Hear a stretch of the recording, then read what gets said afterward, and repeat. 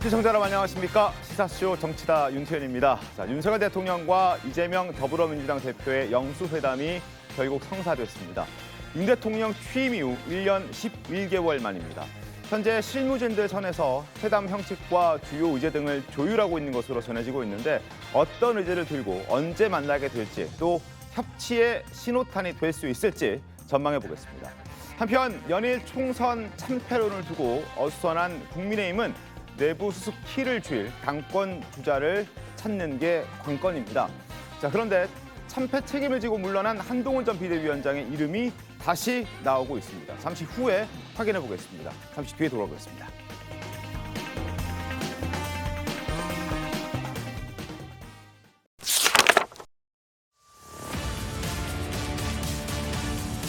윤석열 대통령이 결국 민주당 이재명 대표와 만나기로 했습니다. 의제 조율이 완료되는 대로 아마 만나게 될 텐데요. 이르면 다음 주 중 만날 수도 있다고 합니다. 취임 후 1년 11개월 만에 성사된 두 사람의 만남인 만큼 정치권의 관심이 뜨겁습니다. 먼저 영상 보고 이야기 이어가겠습니다. 제가 먼저 영수회담을 요청해 머리를 맞대고 해법을 만들겠습니다. 당연히 만나고 당연히 대화해야지. 지금까지 못한 것이 아쉬울 뿐입니다.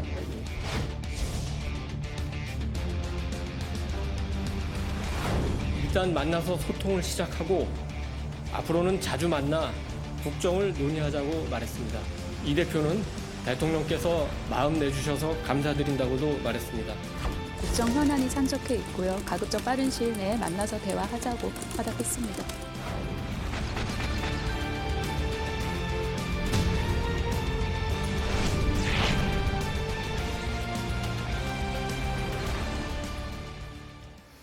우여곡절 끝에 두 사람의 만남은 윤석열 대통령의 결단으로 성사가 됐습니다. 과거 윤 대통령은 사실 야당 대표를 만나야 한다는 이야기가 나올 때마다 부정적인 뉘앙스로 답을 했었는데요. 그 목소리까지 이어서 확인하겠습니다.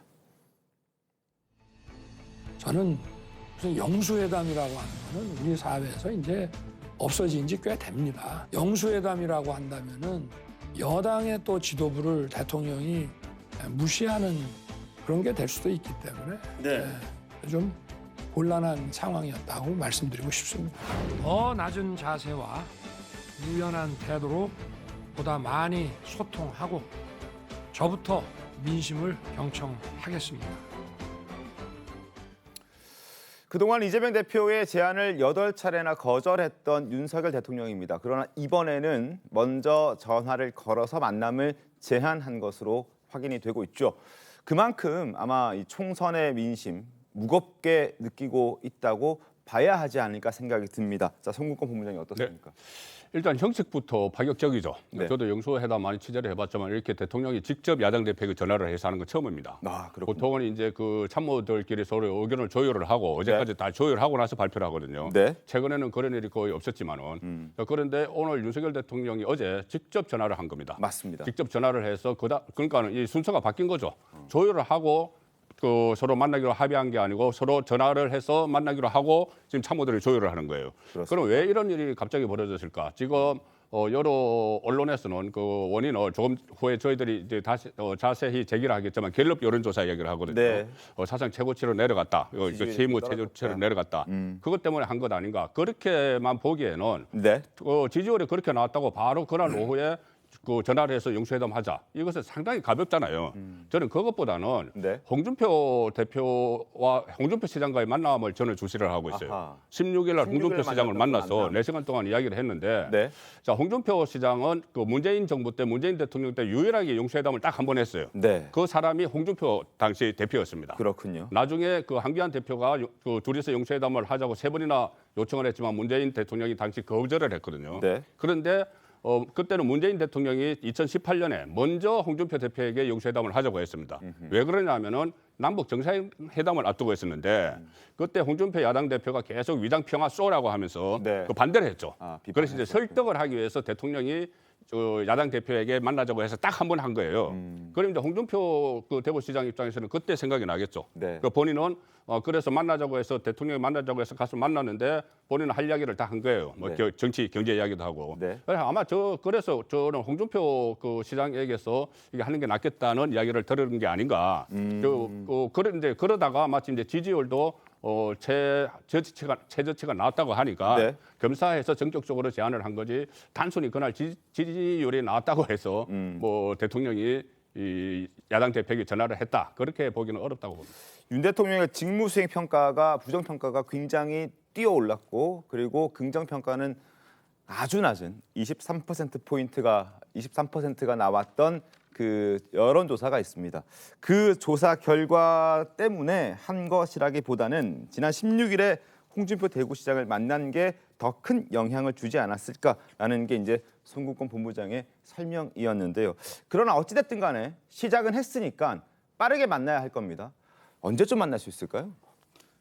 빠르면 다음 주 중에 만날 주 중에? 수 있고 뭐 대통령실에서 만나든 장소는 뭐 빠른 시간 내에 중요한 문제가 아닐 겁니다. 그러니까 실제적으로 보면 이제 문제는 이제 1대1로 만날 것이냐 네. 아니면 같이 뭐 예컨대 비서실장이라든지 대변인이라든지 또 야당의 정책위원장이라든지 네네. 이런 분들과 같이 할 상무분들. 것이냐 하는 그런 정도의 의제가 달려 있는 거고 실제적으로 보면 그다음 문제는 의제 아니겠습니까? 그렇죠. 실제적으로 그동안에 총선 과정에서 여야가 했던 뭐 검투법이도 이번에 또 국회에서 통과되던 양국법이든 또 법안들이 굉장히 많고 특검법이 많이 있습니다. 맞습니다. 그런 부분이 있어 실제로 대통령께서는 이렇게 놔둘 경우에는 야당 전체가 200석이 되지는 못하더라도 네. 실제적으로 이 그 만나야 된다는 요구가 여당 내에서 나오고 있다라고 하는 부분을 눈여겨 봤을 겁니다. 이 부분에 대해서 실제로 보면 뭐 마땅히 취임 다음 날 한번 만났으면 아무 문제가 안 되는 걸 끝까지 사실은 영수회담이란 말 때문에 뭐 옛날에 뭐 총재 시절이다 이런 얘기 때문에 핑계 삼았지만 이렇게 자기 말을 뒤집고 다시 만나야 될 지경까지 왔다는 것은 당내 기반까지 흔들리고 있다. 큰일 나고 잘못하면 그야말로 김건희 특검 이렇게 야당이 했을 때 최상병 네. 특검하고 뭐 국민의힘 내부에서 반란이 일어날 수 있다는 위기의식도 많이 깔려 있다 저는 그렇게 봅니다. 알겠습니다. 자, 민주당에서는 어떤 안건을 좀 들고 갈 준비를 하고 있습니까? 일단 가장 첫 번째가 아마 민생 관련된 안건일 겁니다. 이재명 대표가 민생 회복 지원금 그 1인당 25만 원씩, 가구당 100만 원씩 이 부분에 대해서 이미 제안을 해놓은 상태잖아요. 맞습니다. 총선 때부터. 그 부분에 대해서 일단 가장 먼저 말씀을 주실 것 같고 아마 그 외에도 최상병 특검이라든지 네. 여러 가지 지금 각종 현안들이 많이 올라와 있습니다. 이 민생 현안들뿐만 아니라 21대 국회에서 여야가 합의만 하면 통과시킬 수 있는 여러 가지 법안들이 있거든요. 그런 부분들 말씀하실 것 같고 그리고 이제 양곡법 같이 네. 지난번에 윤석열 대통령께서 거부권을 행사했던 법안들이 있어요. 근데 그 거부권이라 행사했다는 것이 어떤 그 법안의 내용의 문제도 있지만 네. 여야의 협의가 안 된 부분을 문제 삼아가지고 거부권을 행사한 부분도 상당히 있기 때문에 이런 부분들까지도 이번에 같이 한번 논의 테이블에 올릴 수 있지 않을까라는 생각을 좀 갖고 있습니다. 알겠습니다. 이재명 대표도 윤석열 대통령과 통화를 한 이후에 자신이 유튜브를 통해서 대통령과 통화했던 사실도 언급하면서 여러 이야기를 했습니다. 그중에 몇 가지 이야기를 들어보도록 하죠. 전 국민 25만 원 재난지원금 문제. 조금 전에 아마 발표 지금 했을 텐데 통화를 했고 한번 보자고 만나자고. 보기는 봐야 되겠죠. 봐야 텐데 그때 뭐 얘기들 좀 나누면 될 것 같고. 양모 씨 여성 30대 강한 야당이 되어달라. 대통령이 독재적인 행패를 막아주세요. 독재적이죠. 하여튼 강한 야당이 되어야 되는 거 맞습니다.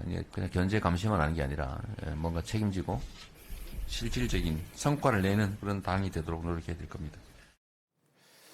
이재명 대표 입장에서는 사실 자신을 둘러싸고 있는 사법 리스크도 한 번쯤 얘기를 해보고 싶을 것 같다는 생각도 드는데 혹시 두 사람의 어떤 1대1 단독 대담이 가능하다면 그런 얘기를 할 수도 있지 않을까요? 어떻게 보십니까? 거기서 사법 리스크를 본인이 직접 거론하게 되면 그것은 이재명 대표의 자책골이라고 봐야죠. 그리고 이 총선 민의를 완전히 잘못 해석하는 거라고 봐야 됩니다. 총선에서 야당이 승리를 했지만 그것은 국민들께서 이재명 대표나 조국 대표가 현재 재판을 받고 있는 사안에 대해서 면죄부를 주신 것은 아니거든요. 우리 국민들께서는 선거는 선거고 네. 정치는 정치고 법원은 법원의 할 일을 흔들림 없이 계속 하실 거라는 그런 사법에 대한 신뢰를 보여주신 거예요. 그렇다면은 이재명 대표가 영수회담에서 그것을 거론한다면은 민심을 오독한 것이다. 그렇게밖에 말씀드릴 수 없고, 그 다음에 대통령도 법원에 대해서 어떤 뭐 압력을 넣을 수 있는 처지가 전혀 아니지 않습니까? 물론입니다. 그런 것은 있을 수 없는 일이기 때문에 거론한다면 무의미한 일이 될 것 같습니다. 알겠습니다. 어찌됐든 이게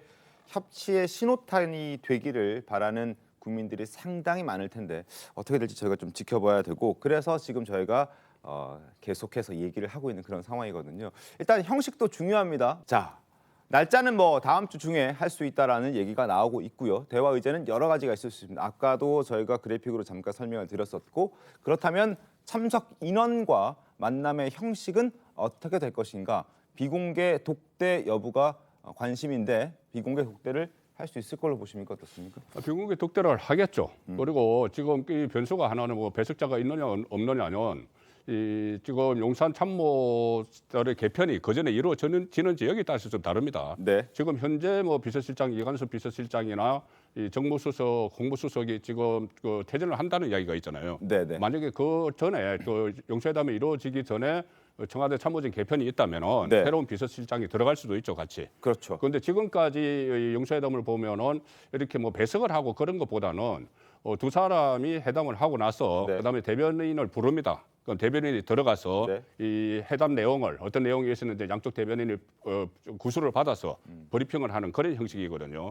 그런데 지금도 조율이 안 된 상태에서 시작을 했기 때문에 네. 어떻게 할지는 앞으로 그 논의가 돼야 되는데, 가령 이재명 대표에게는 지금 뭐 원내대표도 있고 정책위원장도 있고 참모들이 있는데 비서실장도 있고 뭐 윤석열 대통령 입장에서는 다 이제 교체될 참모들이기 때문에 네. 만약에 그 전에 참모들이 교체가 된다면 저는 이제 그 같이 배석해서 앉는 자리도 그 논의를 하는 자리도 있을 걸로 봅니다. 그런데 지금부터 그 형식까지를 해야 되는데 이 논의, 그러니까 이 회담에 어떤 메뉴가 오를 거냐에 대해서 네. 여러 가지 이야기가 나오는데, 저는 이 지금 윤석열 대통령이 국정 운영 책임자입니다. 그렇습니다. 그리고 조금 전에 그 이야기가 나오고 있는 뭐 특검법이나 네. 이런 것의 양곡법 이런 것은 국회 차원의 문제예요. 그건 대통령하고 이야기할 게 아닙니다. 거부권은 나중에 대통령이 행사를 하지만은.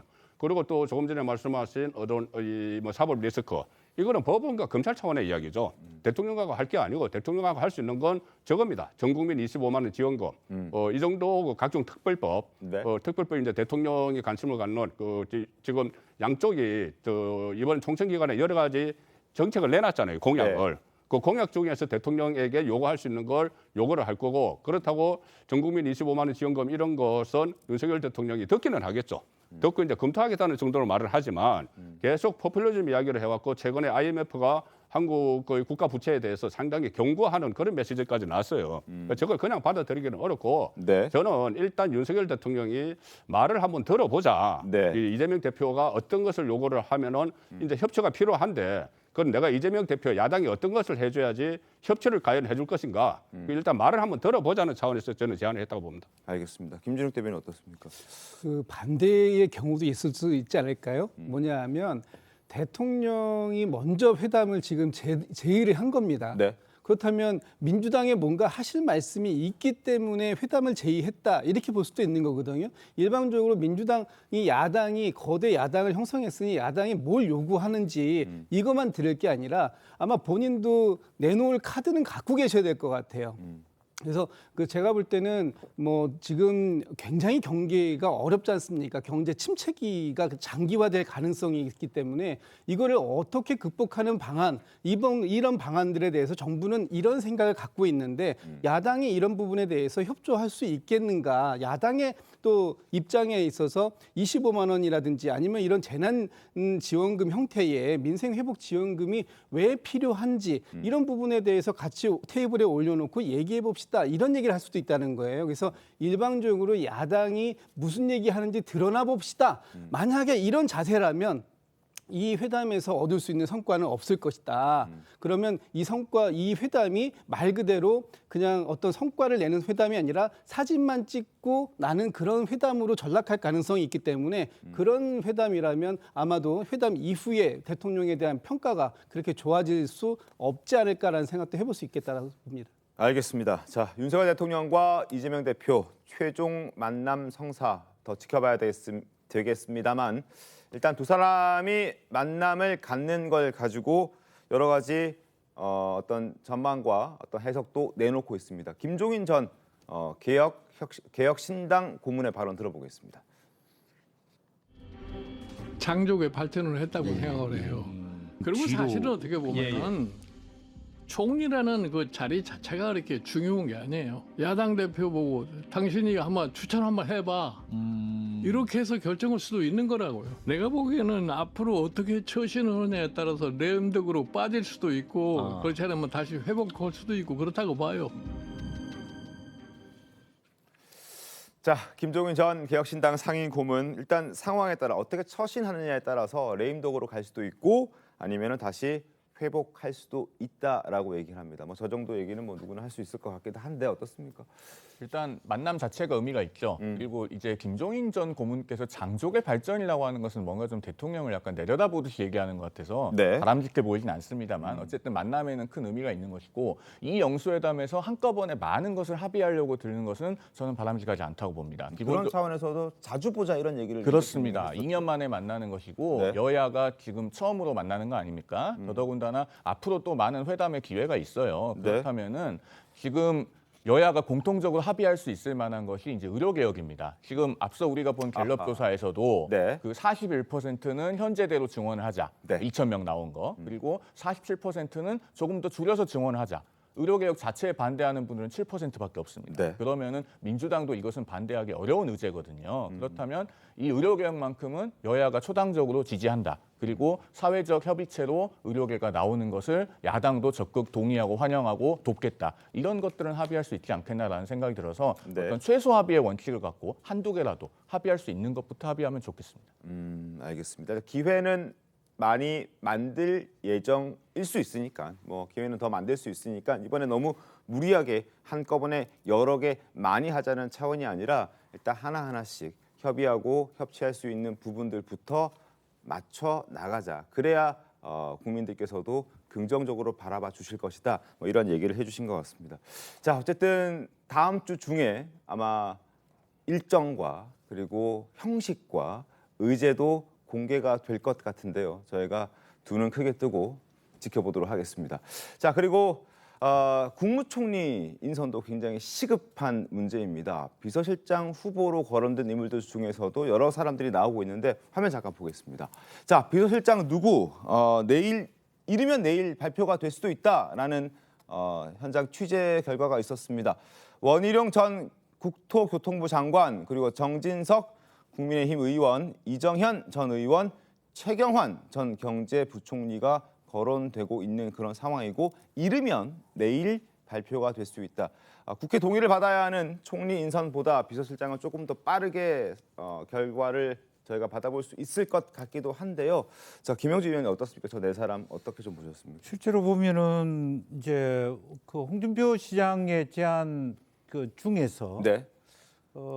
말하자면 그 야욕이 없어야 된다, 충직해야 된다 이런 식으로 보면 원희룡 전 장관 같은 경우는 대선 후보이거든요. 네, 이제 그렇죠. 그런 의미에서 지금 현재 원래는 비서실장이든 뭐 이렇게 대통령실에 두는 것이 적절한가, 또 그 전에 정무수석으로 제안했다가 거절했다 이런 얘기들이 나오는데 이제 그런 부분이 실질적으로 원희룡 전 장관을 비서실장으로 두려고 할 개연성이 있는가라는 의문이 생기고요. 네. 최경환 전 장관의 경우에는 어쨌든 지역구에서 자기 당의 후보하고 경쟁했는데 떨어졌지 않습니까? 그런 분이 이제 와서 비서실장으로 간다는 게 맞는가? 이런 문제의식이 들었습니다. 그런데 그럼에도 불구하고 이런 분들의 조합이 된다는 것은 가령 엉뚱한 상상이지만 박영선 총리를 전제하에 영수회담을 제안하고 그렇게 볼 수 있는 거 아니냐. 조금 더 당내와 다른 밖에서 총리감을 구하려고 하는 건 아닌가. 당내에서 후보군들은 다 비서실장으로 몰고. 네. 그러니까 둘 다 같은 결을 할 수 없단 말입니다. 예를 들어서 지금 통일부 장관 했던 용산의 권영세 네. 의원님. 의원님을 총리로 했을 경우 원희룡 장관하고는 할 수 없는 매칭이거든. 똑같은 서울법대 출신이고 똑같은 검사 출신을 그러면 대통령, 총리, 비서실장 다 그러면 똑같은 학과 선후배로 다 할 거냐. 이제 이런 부분들이 있기 때문에 구분해 간단 말이죠. 그러니까 비서실장으로 먼저 선임하는 건 맞습니다만은 네. 비서실장과 결이 다른 총리를 할 가능성이 많다는 의미에서 보면 사실은 이분들 그러면 오선의 정진석 의원이 비서실장이면 어떤 정도 수준이 된 사람이 총리여야 되느냐 상상할 수 없는 지경이거든요. 박영선 전 장관이나 양정철 원장 같은 경우에는 일단 대통령실에서 검토한 바 없다라는 공식 입장이 나오긴 했는데 그 카드가 여전히 살아있다라고 양정철 카드는 완전히 아니라고 보지만 박영선 카드는 여전히 살아있고 또 하나는 그럼 뒤늦었지만 그것이 이루어질 수 없다 하더라도 대통령께서 왜 그러면 전화를 직접 걸어서 이재명 대표를 만나자고 하냐. 그 중에 하나는 제로 베이스에서 총리를 두고 이재명 대표에게 총리 후보를 추천해 주십시오라는 말을 하기 위해서 남겨놓고 일단 먼저 급한 비서실장은 당내에 있는 분으로 하겠다. 그런 정도 논의가 좁혀지는 거 아닌가. 알겠습니다. 자, 비록 많이 늦었지만 윤 대통령과 이 대표가 만나게 돼 다행이다. 여야 영수회담이 사진을 찍기 위한 형식적 만남에 그쳐서는 안 된다. 제가 제안한 만남도 수용하길 촉구한다. 이렇게 이제 본인도 이재명 대표처럼 윤석열 대통령과 만나고 싶다. 뭐 이런 얘기를 하는 것 같습니다. 송국권 본부장님 어떻습니까? 이준석 대표도 만나자고 하고 있죠. 네. 이준석 대표도 만일 최상병 특검을 받아들이면 내가 만나줄 수 있다 이런 식으로 이야기를 해요. 네네네. 그런데 조국 대표와 이준석 대표가 하나 좀 착오를 일으키고 있는 게 있습니다. 네. 조국 대표는 지금 본인이 제3당의 대표이기 때문에 만나야 된다고 하잖아요. 네. 그런데 지금 아직 조국 대표 제3당 대표가 아니죠. 임기가 5월 30일부터 시작됩니다. 맞습니다. 지금 그 조국 혁신당 안의 현역 의원은 황운하 의원 한 명뿐이 없을 거예요.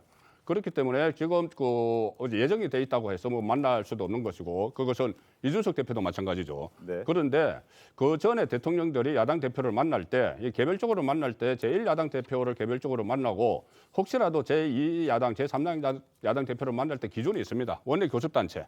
원내 교섭단체라는 기준이 있어요. 네. 그리고 또 대통령과 야당 여야 대표들이 같이 만날 때도 기준은 원내 교섭단체입니다.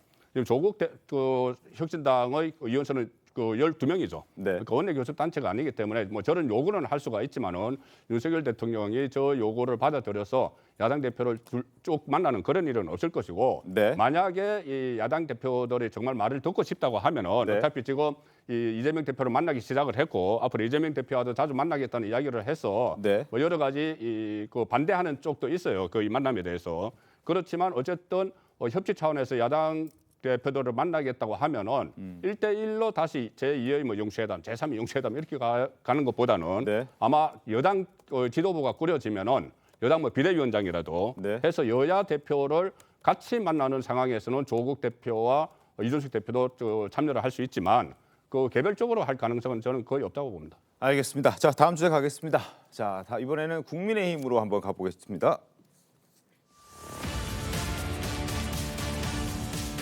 자, 여당은 당을 수습하는 그 방향을 놓고 여전히 갈피를 잡지 못하고 있는 그런 상황인데요. 자, 이런 가운데 말이 많은 사람이 있습니다. 바로 홍준표 대구시장입니다. 자, 오늘은 한동훈은 윤 대통령도 배신한 사람이다까지 얘기를 했던데요. 자, 송영호 변호사님. 어떤 차원에서 저런 얘기가 나왔을까요? 글쎄요. 한동훈 전 비대위원장에 대해서 지금 홍준표 대구시장의 연이은 저격이 전 너무 과도한 것 같습니다. 일단 배경을 따지기 이전에요. 네. 한동훈 비대위원장은 총선 패배에 대한 책임을 지고 일단 링 아래로 내려갔어요. 네. 그러면 링 아래로 내려간 사람을 쫓아가서 때리는 게 허용되는 종류의 격투기가 있습니까? 아무리 우리 정치가 격투기 같다고 하지만은 네. 이렇게 하는 것은 도에 지나친 측면이 있고요. 그리고 홍준표 시장이 저렇게 저격한 의도는 알 것 같아요. 그러니까 한동훈 비대위원장과 어떤 어떤 체급을 맞춘다거나 네. 또는 어떤 본인의 대권 행보에 도움이 된다고 생각해서 그렇게 하는 것 같은데 문제는 역효과가 난다는 겁니다. 내려간 사람을 계속 때리고 있기 때문에 동정론이 발생하고요. 네. 그리고 계속 공격을 하다 보니까 한동훈 비대위원장의 이름이 언론에 계속 오르내리고 호명이 됩니다. 그리고 그 지지층은 더 결집을 해요. 네. 이런 것들이 본인에게도 도움이 안 되고 더더군다나 예의와 품격의 도시인 그 대구 시민들께서도 대구시정에 집중하기를 원하시지 그렇게 언론을 통해서 험한 말을 쏟아내는 것 별로 좋아하시지 않을 거라고 생각됩니다. 알겠습니다. 자, 그리고 저희가 조금 전에도 얘기를 나눴는데 윤석열 대통령이 지난 16일에 홍준표 시장과 만났죠. 그게 이제 뒤늦게 알려지기도 했었는데, 자, 그렇다면 한동훈 전 위원장도 한 번은 만나야 하는 것 아닌가? 선거를 어쨌든 지휘했고 고생한 건 맞으니까요. 그런데 아직 만났다는 소식이 안 들립니다. 상당히 민감한 문제입니다. 왜 그러냐면은 자, 한동훈 비대위원장을 만났다는 말은 안 나오죠. 보도가 안 나왔죠. 네. 혹시 뭐 비공개를 했을지는 모르지만 일단 그것을 배제를 하고 나면은 네. 그리고 또 하나 메시지가 그 이재명 대표와 통화를 하면서 야당 당선인에게 축하한다는 말을 전해달라고 했어요. 여당 당선인을 축하한다는 메시지가 아직 안 나왔습니다. 그 상황에서 또 특히 그 한동훈 비대위원장과 그 총선 기간 한 2번 뭐 갈등이 있었다는 말이 있었죠. 네. 그런데 한동훈 전 위원장은 만나지 않고 홍준표 시장을 만났잖아요. 16일 날. 네. 그런데 이 만남이 홍준표 시장과 윤석열 대통령의 만남이 총선 전에 약속됐다는 이야기가 나왔어요. 아하. 그러면은 홍준표 시장은 이제 윤석열 대통령을 만나러 가는데 네. 가기 전에 10일 날 총선이 끝났고 11일, 12일, 13일 계속 한동훈 그 위원장을 공격을 했거든요. 네. 그 심지어 뭐 문재인의 뭐 사냥개 이런 이야기까지 네. 하고 다시 얼씬거릴 생각도 하지 마라. 입에 담기도 어려울 정도로 굉장히 맹비난을 했어요. 네. 그리고 16일 날 윤석열 대통령 만났습니다. 맞습니다. 그러면은 만약에 그 자리에서 좀 그런 거 자제하는 게 좋겠다. 이 내부 갈등이 있다고 했으면은 그다음에 말 안 하겠죠, 홍준표 시장이. 근데 그다음에 계속 오늘까지 이야기를 하고 있어요. 네. 똑같이 한동훈 전 비대위원장을 막 비판을 더 세게 합니다. 이 뭐 황태자가 주군에게 반항하다가 폐쇄자가 됐다 이런 말까지 했지 않습니까? 네. 그러면 이게 여건 안에서 지금 어떤 혹시. 어떤 일이 벌어지고 있는 것인가? 윤석열 대통령이 정말 그 한동훈 비대위원장과 네. 이 상당히 뭐 어떤 거리를 완전히 두는 것인가? 이 생각을 할 수밖에 없어요. 이 상황을 흐름을 보면은 그렇기 때문에 지금 그 홍준표 시장이 계속 하고 있는 이 말 네. 저는 뭐 심상치 않다고 봅니다. 아, 그렇다면 조심스럽지만 어쨌든 의중이 좀 담겨 있을 수도 있다. 뭐 이런 취지의 말씀. 그렇죠. 그 한동훈 비대위원장을 만나지 않고 홍준표 시장을 만났고 또 적장이었던 이재명 대표를 만나고 또 이런 상황을 보면은 이 한동훈 비대위원장이 지금 어떻게 이제 조기 복귀를 해야 되는지, 네. 그건 다음 전당대회에 나와야 되는지, 네. 아니면 좀 숙려 기간을 가져야 되는지 이런 말들이 있는데 그것도 결국 윤석열 대통령의 의정도 좀 반영이 돼야지 앞으로 거치가 좀 결정이 될 것 같다는 느낌도 들어요. 알겠습니다. 잠시 뒤에 한 번 더 자세하게 저희가 얘기를 해보겠고요. 어쨌든 연일 쓴소리를 쏟아내고 있는 홍준표 대구시장을 향해서 국민의힘 중진들과 원로들의 눈길은 곱지만은 않습니다. 권영세 의원의 발언 들어보겠습니다. 먼저 대통령 만나고 누구 추천했다를 갖다 이렇게 미주알 고주알 얘기하는 거가 맞는지 싶네요. 그분 스타일이 또 좀 솔직하게 또 말씀하시는 걸 좋아하셔서 필요할 때 솔직한 분이지요. 그래서 그분은 대구 일에 좀 열심히 했으면 좋겠습니다. 폐쇄자라는 표현은 어떻게 생각하세요? 뭐 갑자기 지금 16세기, 17세기로 돌아가는 느낌입니다. 조선 왕조실록 읽는 것 같은 그런 느낌입니다. 좀 그렇게 편하게 와닿지는 않네요. 만약에 제가 그 입장이다 그러면 좀 쉬는 게 더 맞지 않겠나. 조금은 얼마나요? 한 6개월, 1년 정도겠죠. 김영주 의원님, 일단 지금 성구권 법분야께서 홍준표 대구시장은 윤석열 대통령을 만났고 그 이후에도 한동훈 전 비대위원장을 향한 비판의 목소리를 많이 내고 있다. 이거 혹시 뭐 확인된 건 아니겠습니다만 어떤 의중이 반영된 것 아니냐 이런 의혹도 제기를 해주셨거든요. 네, 우선은 그러니까 보수층 내에서 한동훈 위원장도 대통령 좀 만나야 된다는 얘기 자체가 비정상적이에요. 그 두 분의 그동안의 관계로 보면 그런 얘기를 통해서 만나야 될 관계가 아니잖아요, 사실은. 뭐 아직 만났는지 안 만났는지 확인이 안 되고 있습니다. 그런데 실제적으로 보면 뭐 확인이 안 됐지만 그런 얘기가 나온다는 것 자체가 두 분의 관계가 미심쩍다라고 하는 부분이고 그런 부분에 있어서 홍준표 시장이 연일 공세를 취한다라고 하는 부분이 있었다라고 하는 부분이고 이제 그런 면에서 야당하고는 뭐 코어를 하면서 여당에 대해서 좀 그동안 어찌됐든 수고했다. 네. 그리고 이번 총선의 결과는 오롯이 내 책임이다. 이렇게 대통령께서 말씀해 주시면서 그래도 우리가 한 팀이잖아. 이렇게 얘기하는 부분이 빨리 있어야 된다라는 생각이 들고요. 네. 이제 실질적으로 보면 제가 이제 왜 그러면 홍준표 시장의 입에서 그렇게 거친 말이 나왔느냐라는 몇 가지 지점이 있을 수 있어요. 김경률 비대위원이나 네. 또 하문경 후보가 네. 근데 심지어 대통령 탈당 논의를 한 적도 있고 혹은 김건희 여사 말하자면 명품백에 관련해서 이 의제도 같이 넣자라는 얘기도 할 수 있고 그런 부분 굉장히 예민한 의제였단 말이에요. 네. 이제 그런 부분 그리고 실제적으로 우리가 알 수 없는 두 분 간의 어떤 갈등들 또 실제로 또 하나 그거하고 윤 대통령의 관계하고 별도로 한동훈 비대위원장이 갖고 있는 정치적 미숙함에서 오는 실수가 분명히 있었을 겁니다.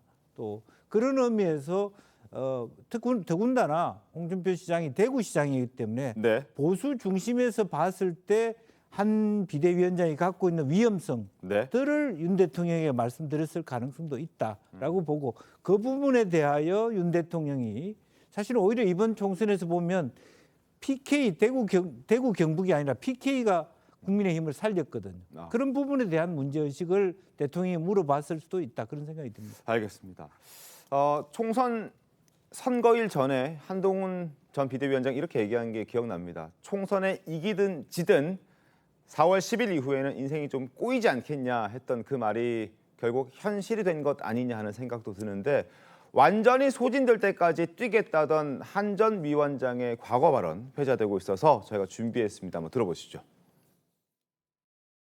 지난 연말 제가 비상대책위원장으로 거론될 때 저를 아는 모든 분들이 하나같이 미쳤냐, 절대 수락하면 안 된다라고 했습니다. 정치권 만만한 곳 아니니 너만 소모될 거다라는 얘기였는데요. 저도 그렇게 될 가능성이 아주 크다고 봤습니다. 제가 4월 10일 이후의 인생은 생각하지 않는다는 말을 했었는데요. 그 말은 100% 진심입니다. 그 후의 인생은 그때 가서 보겠습니다.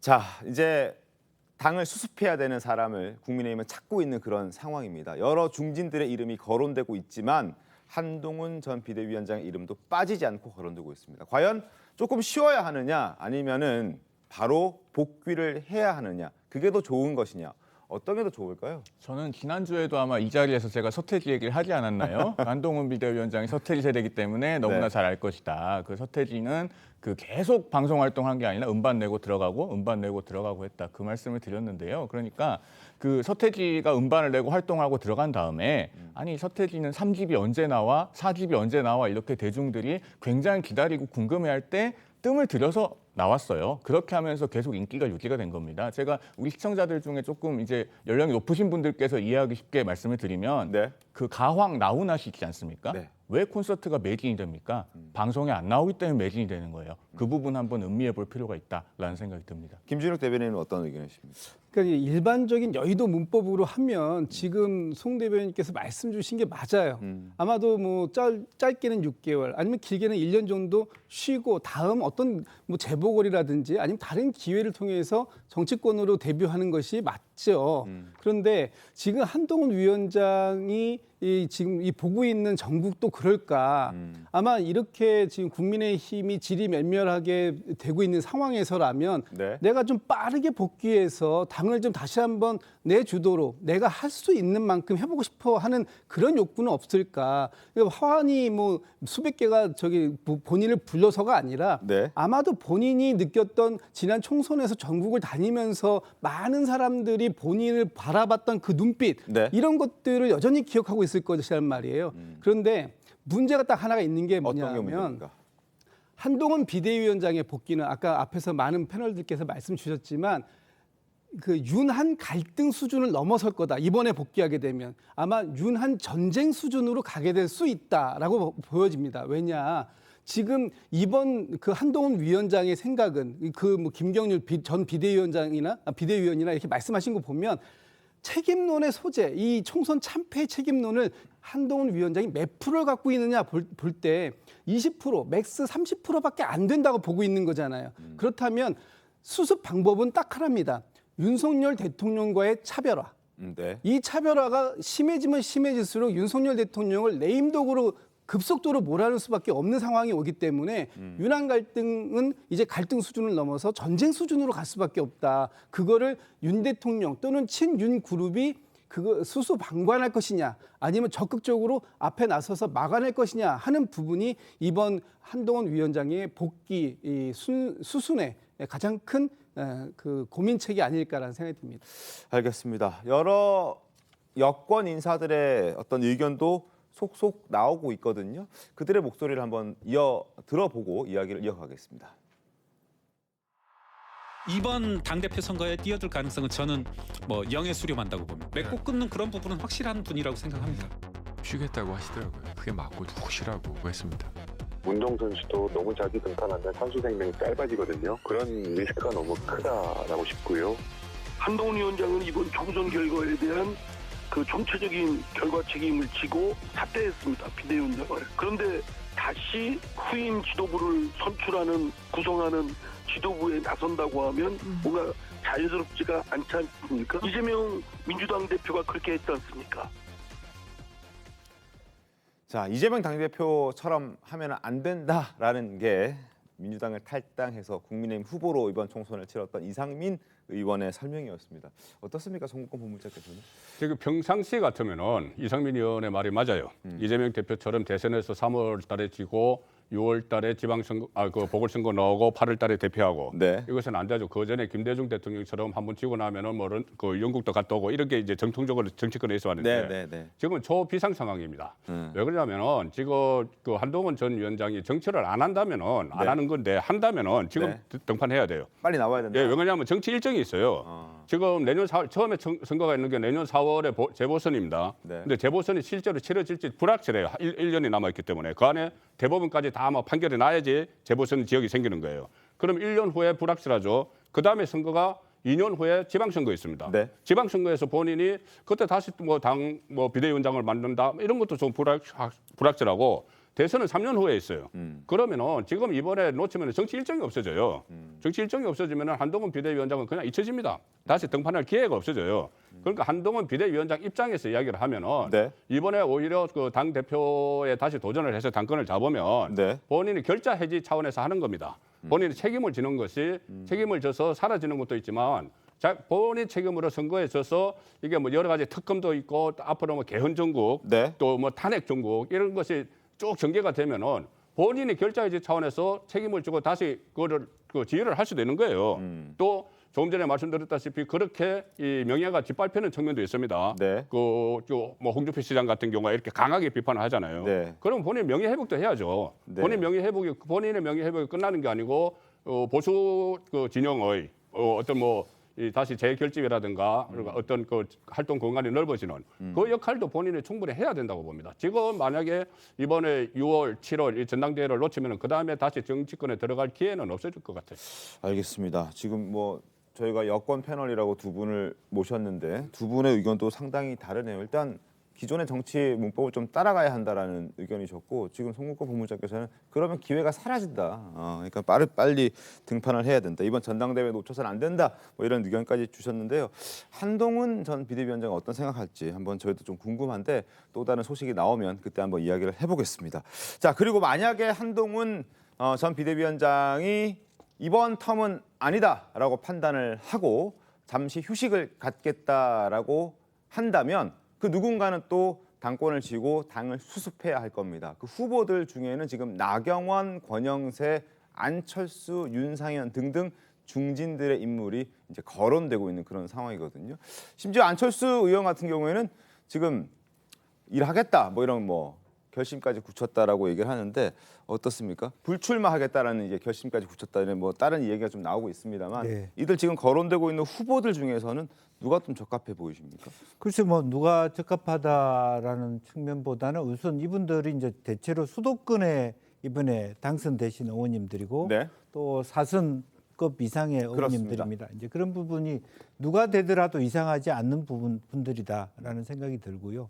이제 근데 권영세 의원 같은 경우는 여전히 저는 뭐 총리 후보나 비서실장 후보군에 뭐 비서실장은 아니더라도 들어가 있기 때문에 네. 유연하게 어떻게 봐야 될지는 모르겠습니다만 또 안철수 의원은 불출마, 즉 명확하게 이번 사실은 그 당의 어떤 그 대표가 된다는 것은 지방선거까지 특별한 일이 없는 굉장히 대표로서 일하기 오히려 어려운 대표입니다. 차라리 다음 텀은 굉장히 의미 있고 역동적인 부분을 할 수 있는데 이제 그런 측면에서 결국에는 엊그저께 그 당 평가를 했던 것도 윤상현 의원이고 세미나를 했던 거고 그런 면에서 아마 나경원 의원과 윤상현 의원이 우선적으로는 조금 두각을 나타내고 결의를 하지 않을까. 그리고 나머지 어떤 지역에서 누가 어느 분인가 치고 올라올 수 있는 이렇게 그런 부분도 있다. 뭐 그렇게 보여집니다. 알겠습니다.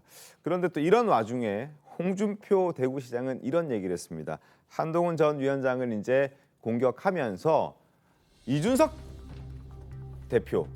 대표만큼 당에 새바람을 갖고 온 사람이 없었다. 당을 잘 이끈 대표는 본인이 생각했을 때 이준석 대표라고 얘기를 합니다. 어떻습니까? 탄핵 이후라고 했죠. 네. 탄핵 이후를 제가 당대표들을 쭉 보니까는 홍준표 대표 본인도 들어가요.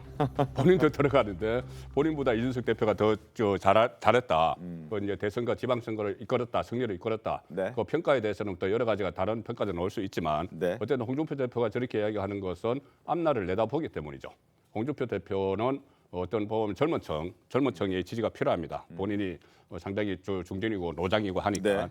그것이 이준석 대표가 어떤 젊은 층의 표를 가지고 있다고 생각하는 것이고 네. 두 사람은 오래 전부터 사실상 동지 관계였어요. 그때 그 김종인 체제에서 그 홍준표 그 대표 네. 어떤 당적 복귀를 안 해줘서 네. 상당히 애를 먹었습니다.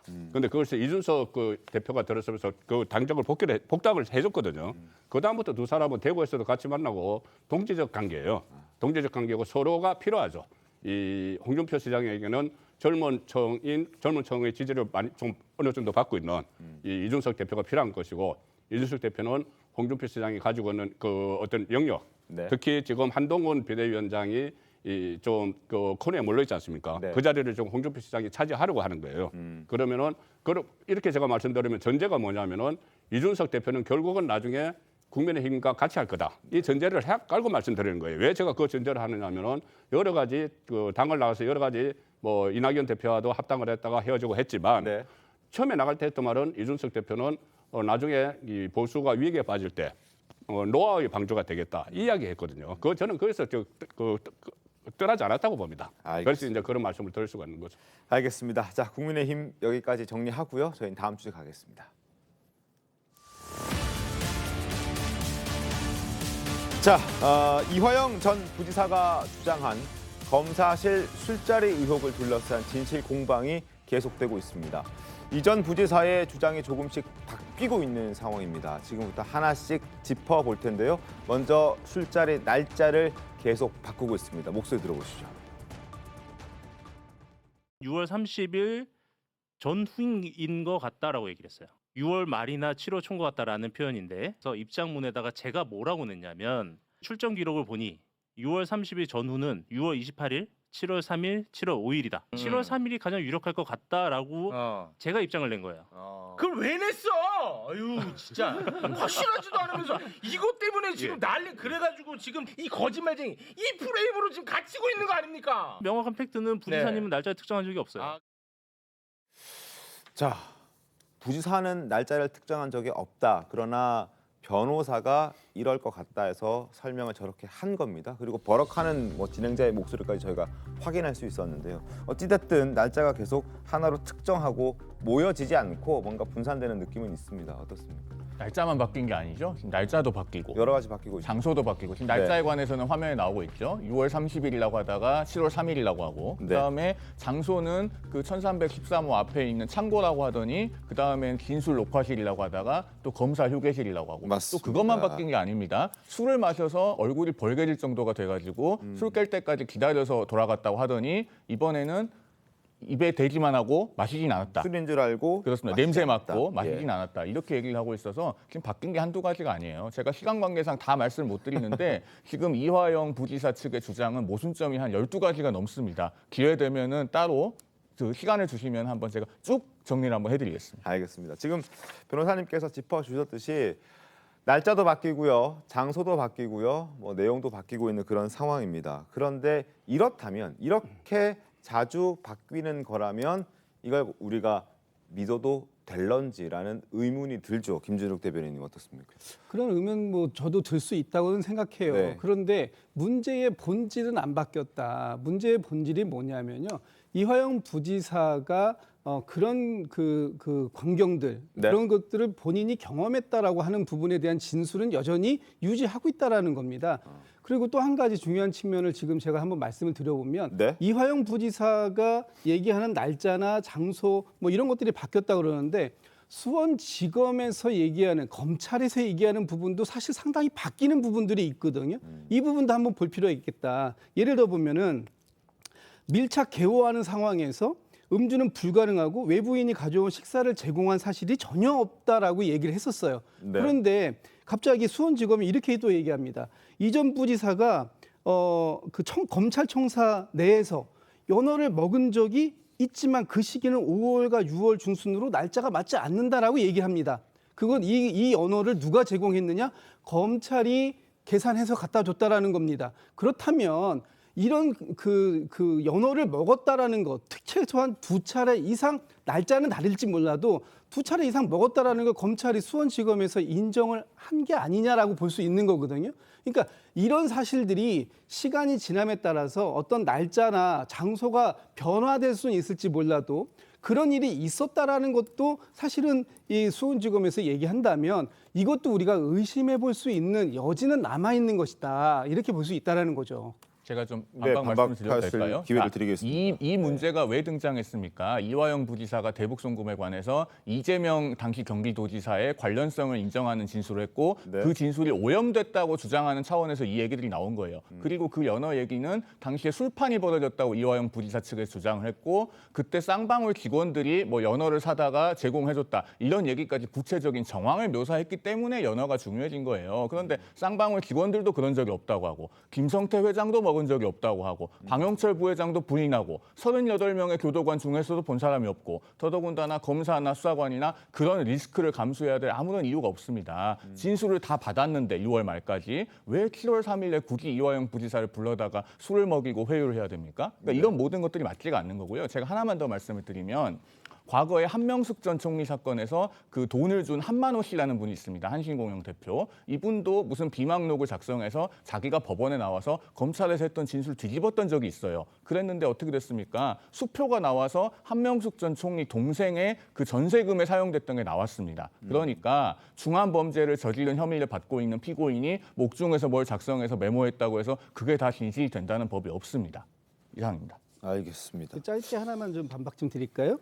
그러면 그 지금 이화영 전 부지사가 이 진술을 바꿈으로 해서 네. 이화영 부지사가 얻을 수 있는 이익은 무엇입니까? 이익이 있죠. 왜냐하면은 지금요 많은 그 언론에서 매번 법조 기자들을 보내서 이 이화영 전 부지사의 재판을 취재하고 있습니다. 그런데 언론에서 대부분 이화영 전 부지사의 재판 전망이 본인에게 사법적으로 긍정적일 거라고 보는 곳은 거의 없어요. 그러면 이화영 전 부지사 측에서는 어떤 걸 생각할 수 있겠습니까? 결국은 이 재판이 이재명 대표와 직결되어 있으니 이재명 대표 재판에 유리하게 작용하도록 그 진술이 오염됐다는 프레임을 형성한 다음에 나중에 이재명 대표가 이화영 부지사를 구원할 수 있는 어떤 정치적 위치에 오르게 되면은 본인이 그런 방법으로 구원받는 것밖에 없다고 충분히 생각할 수 있지 않겠습니까?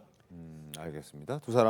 두 분의 말씀을 저희가 다 듣고 싶긴 합니다만 시간 관계상 김성태 전 회장의 목소리부터 한번 확인을 하고 이야기를 좀 이어가도록 하겠습니다. 예. 술을 마셨다. 이거에 대해서 좀 기억을 하시는 게 있으실까요? 뭐 술을 마실 수가 없어요. 그건 상식적이지 않습니다. 직원 시켜서 연어를 사오라고 했다 이런 주장도 그렇죠. 그건 상식적이지 않습니다. 검찰청사 안에서 회장님이 회유를 했다 검찰에 협조해라 회유를 했다고 하는데 그런 적은 없고 아니, 저하고 오랫동안 아주 가까운 형동생이었는데 이런 인생이 좀 참담하고 그렇습니다. 좀 많이 좀 마음이 아픕니다. 그럼 기억은 좀 전혀 안 나신다는 점. 기억이 아니고 그건 불가능합니다. 지금 자, 김성태 전 회장도 상식적이지 않다라고 얘기를 합니다. 그렇습니다. 누가 생각을 해도 상식적이지 않습니다. 검찰에서 피의자가 연어로 술을 먹었다? 상식적이지 않습니다. 어떻습니까?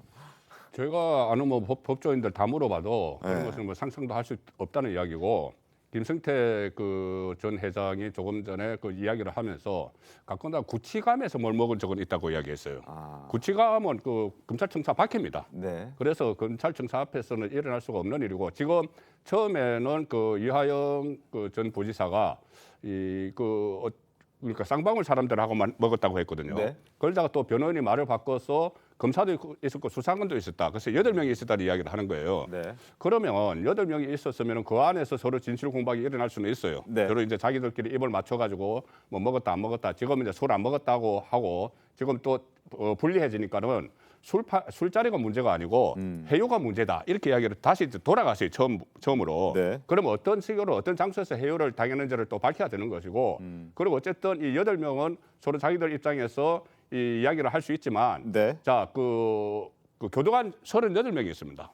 교도관 38명은 만약에 여기서 거짓말하면 본인들 옷 벗어야 돼요. 그렇죠. 그리고 교도관들은 검찰하고 상관없어요. 법무부 소속입니다. 맞습니다. 법무부 소속 교도관들이 왜 저기 같이 입맞추기를 하겠느냐. 본인들이 그 어떤 그 직업에 다 걸려 있는데. 네. 그러다 또 하나 그 일지 나왔지 않습니까? 맞습니다. 일지가 이게 시간대별로 다 기록이 돼 있고 계속 이 날짜를 계속 바꾸는데 모두 되는 그 날짜에 5시 이후에는 검찰이 없었던 거예요.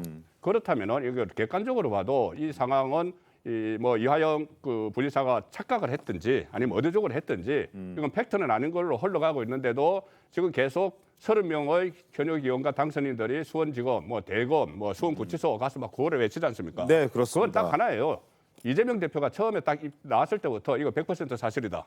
그리고 국기문란이다. 이렇게 규정을 해버렸거든요. 그러니까 계속 이것을 가지고 가는 거예요. 그래서 뭐 이 공수처도 가겠다, 특검하겠다, 국정조사하겠다고 막 하고 있는 게 조금 전에 말씀하신 이거의 핵심은 이재명 대표의 대북 송금입니다. 대북 송금 이하영이 보고를 2번 보고를 했다는 것이 이것이 어떤 허위에 의해서, 그러니까는 외압에 의해서 해요에 의해서 했다는 걸 말을 해야 되기 때문에 이걸 계속 들고 가는 거예요. 선거가 끝나고 나서 이재명 대표의 가장 큰 사법 리스크는 바로 이겁니다. 대북 송금. 이것을 구속영장을 재청구해야 된다는 말까지 나오고, 또 하나는 그렇지 않더라도 추가 기소를 해야 되니까 지금 이거를 방어하기 위해서 현역 의원 30명 그리고 당선 30명이 저런 이 시위를 하고 있는 것이죠. 어떻습니까? 우선 뭐 이화영 변호인 측이 아주 확실한 어떤 입증할 수 있는 증거 없이 얘기를 했다. 4월 4일 날. 그런 부분에 문제가 있다. 왜냐하면 이제 그러한 그 얘기를 가지고 이재명 대표와 또 당선인들을 포함한 민주당의 국회의원들이 저렇게 적극적인 행동을 했는데 결과적으로 그것이 판판이 다 검찰 측에 의해서 다 깨어지게 되지 않았습니까? 그러므로 인해서 그야말로 국민들이 느끼는 소외는 좀 다른 것 같습니다. 그 실제적으로 열심히 일하라고 얘기를 국회의원 뽑아줬더니 이렇게 허무맹랑한 일에 어떤 동원되는 거 아니냐 이런 의구심을 갖게 했기 때문에 사실은 이화영 변호인 측이 지금이라도 빨리 사실관계를 얘기하고 무리한 진술이 있다면 일부 후퇴할 수 있어야 된다. 예를 들어서 지금 현재 발표된 것으로 보면 4시부터 5시경 즉 1시간 반경 안에 그 안에 머물렀다는 것은 실제로 밥을 먹고 회유를 할 수 있는 그런 타이밍이 안 된다는 거죠. 최소한 그런 정도 되려고 그러면 밤샘 조사를 하면서 좀 쉬었다 합시다. 그러면서 뭐 밥을 하면서 말하자면 연어도 내주면서 소주 한잔 할까 이런 얘기는 할 수 있다라고 봅니다. 그런 개연성이 만에 하나 있을 수 있고 그것조차도 그냥 하부 기관인 지금 단위에서 할 수 있는 일은 아니다라는 거고요. 또 하나 검찰 측에도 요구하고 싶은 것은 그날 김성태가 조사를 받고 갔다라고는 얘기돼 있거든요. 그러면 더 깔끔히 의혹을 해소하는 차원에서 김성태는 언제 다녀갔는지 명확하게 좀 더 드러낼 부분은 드러내줬으면 좋겠다는 게 제 생각입니다. 알겠습니다. 자, 여러 가지 지금 말이 바뀌고 있고 그 바뀐 말들로 인해서 굉장히 혼란스러운 그런 상황입니다. 그리고 또 하나 화면 보겠습니다. 자, 영상 녹화실 사진이 공개됐습니다. 자, 이화영 전 부지사 측이 회유 압박을 받았다고 주장하는 바로 공간입니다. 그리고 여기를 두고 사각지대가 있다. 그러니까 이걸 바깥에서 지켜보는 사람들이 제대로 볼 수 없는 구조다. 그런데 실제로 검찰이 공개한 사진을 봤더니 작은 창문은커녕 방 안의 모든 공간을 샅샅이 볼 수 있는 상황이었습니다. 가로 170cm, 세로 190cm의 창문이 있고요. 그 창문을 통해서 유리창을 통해서 영상 녹화실, 진술 녹화실 안의 모습이 훤히 다 들여다 볼 수 있다는 겁니다. 그러니까 이화영 전 부지사 측에서 얘기하는 사각지대는 저 안에 존재하지 않는다는 겁니다.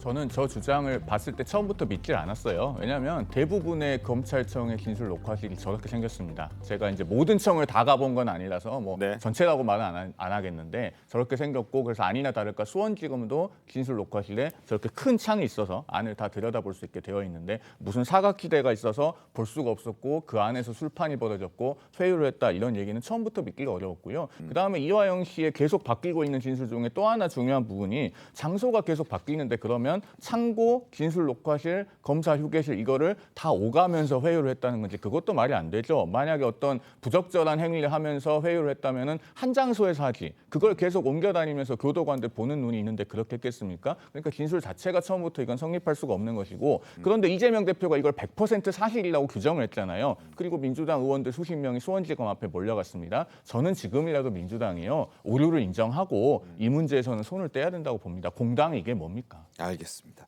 자, 민주당의 목소리 한번 들어보겠습니다. 지금 이런 논란들이 있음에도 불구하고 민주당에서는 이화영 전 부지사의 주장은 사실이다라고 얘기하고 있습니다. 목소리 들어보시죠. 검찰의 이런 태도로 봐서 이화영 부지사의 진술은 100% 사실로 보입니다. 평생 양심에 걸리지 않겠다라고 하는 단단한 마음에서 나온 겁니다. 이화영 의원이 양심 고백을 하는 이 상황은 검찰이 스스로 낱낱이 밝히지 않는다면 다른 조치가 취해질 수밖에 없고. 자, 일단 지금 상황에서 민주당은 이화영 전 부지사의 진술, 주장은 모두 100% 사실이다라고 얘기를 하고 있고요. 그리고 이런 주장을 하고 있습니다. 민주당 검찰 독재 정치 탄압 대책위원회라는 게 생겼죠. 대검이 민주당의 감찰 요구를 거절했다. 모든 검사들에 대한 철저한 조사와 국정조사와 특검 등의 어떤 방안을 지금 민주당에서는 검토하겠다. 이렇게 지금 압박을 하고 있는 그런 상황입니다. 자, 이 상황을 놓고 지금 송근권 본부장께서는 이건 정쟁을 위한 압박이다라고 얘기를 하고 있는데, 민주당은 이게 팩트다라고 주장을 하고 있습니다. 제2의 청담동 술자리가 생각나는 대목이지 않을까요? 어떻습니까? 그러니까 저는 이화영 씨의 주장을 처음 봤을 때요, 떠오른 단어들이 있었습니다. 김대엽, 드루킹, 생태탕, 그다음에 아까 좀 전에 제가 말씀드렸던 그 한명숙 전 총리 사건에서 한만호 씨의 주장, 이런 것들이 굉장히 오버랩돼요. 그리고 뭐 날짜, 장소, 행위 뭐 어느 하나 깔끔하게 모순이 없는 게 없지 않습니까? 제가 우리 시사쇼 정치다 주중에도 한번 말씀을 드렸는데요. 긴 시일에는 이렇게 복잡한 모순이 존재하지 않습니다. 이것은 뭐 징의가 금방 쉽게 가려질 일이고 사실 거의 다 이미 가려졌다고 보여져요. 네, 알겠습니다. 자, 이 논란이 어떻게 마무리가 될지 저희가 한번 지켜보도록 하겠습니다. 자, 다음 주제로 가겠습니다.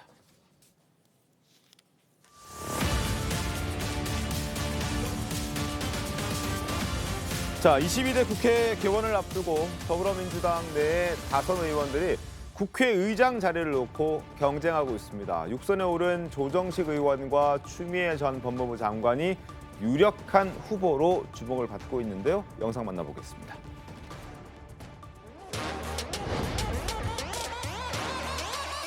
불타오르네. 혁신 의장이 필요하다, 이런 그 공감대가 일찍이 여론상 있었던 것 같고요. 예. 주저하지는 않겠다. 주변에서는 정의원이 의원하고 또 대화 타협을 잘하니까 한번 나가보는 게 어떻겠냐, 이런 것도 고민 중에 있습니다.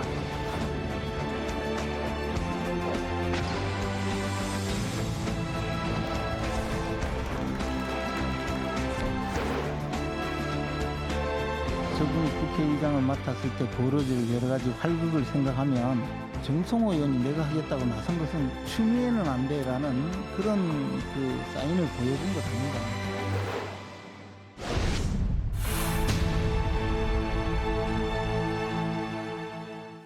자, 영상 보신 대로 추미애 전 법무부 장관이 첫 여성 국회의장이 될 수 있을까라는 부분에 많은 사람들이 관심이 좀 쏠리고 있는 그런 상황입니다.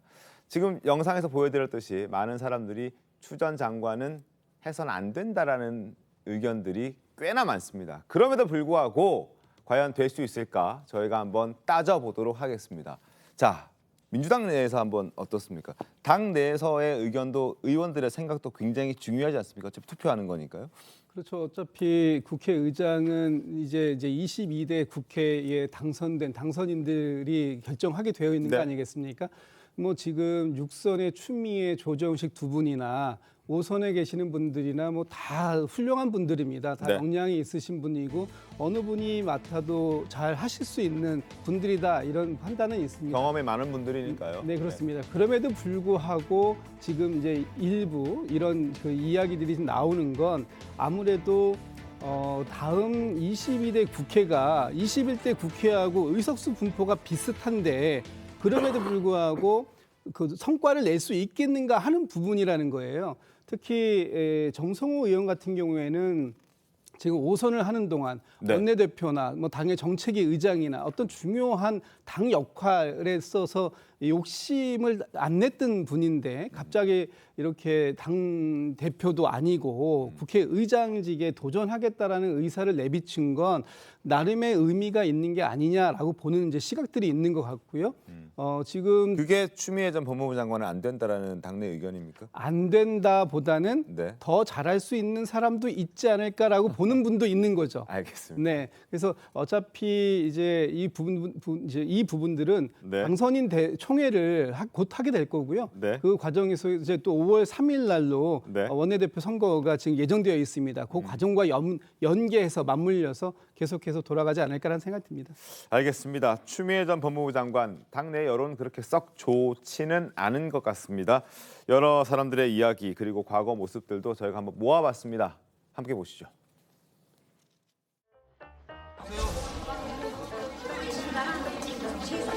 노무현 대통령 탄핵은 분명 잘못한 것이고 제 정치 인생 중에 가장 큰 실수고 과오입니다.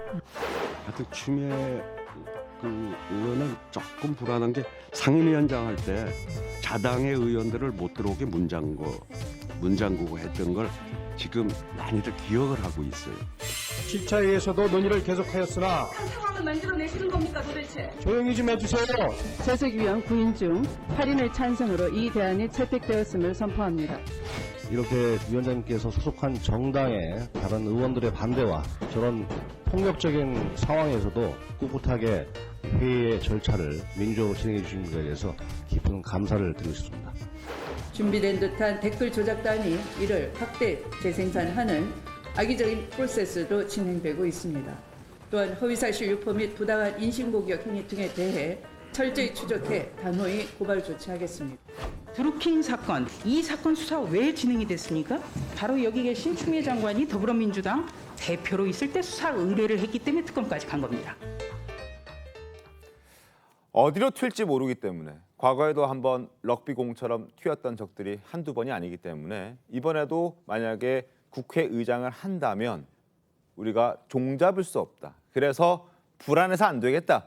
이런 얘기들이 이제 당 내에서도 나오고 있는 겁니다. 송권 본부장님 어떻게 보십니까?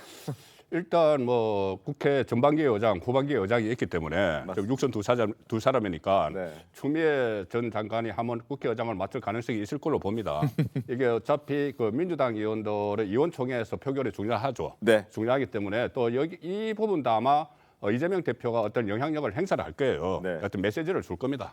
메시지를 줬을 때 만약에 그 이재명 대표가 그 국회를 완전히 이제 장악을 하려고 하면은 원래 국회의장은 이 당적을 내려놓죠.